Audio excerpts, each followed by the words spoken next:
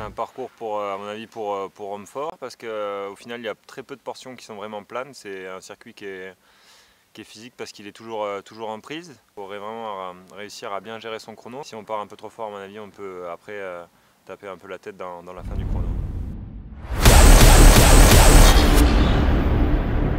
Déjà, si on a vent de face dans cette partie, ça peut encore plus durcir la course parce que le vent s'engouffre et il n'y a pas... Enfin voilà, si on a le vent de face à ce moment-là, l'ascension jusqu'à Puy-Guillaume va paraître assez longue. Ouais. C'est pas un parcours qui est forcément très technique au niveau des courbes parce que c'est quand même, on va dire, plutôt en ligne. Quasiment au milieu, on a la côte de Puy-Guillaume qui va marquer à mon avis le temps fort un petit peu du chrono.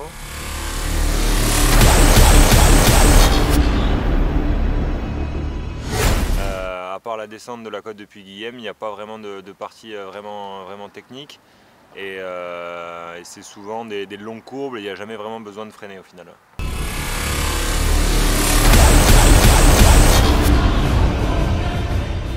Et les rouleurs qui passent bien les bosses passeront bien sur ce type de circuit. Il faut avoir de la force, quoi. Parce que c'est souvent des longs faux plats.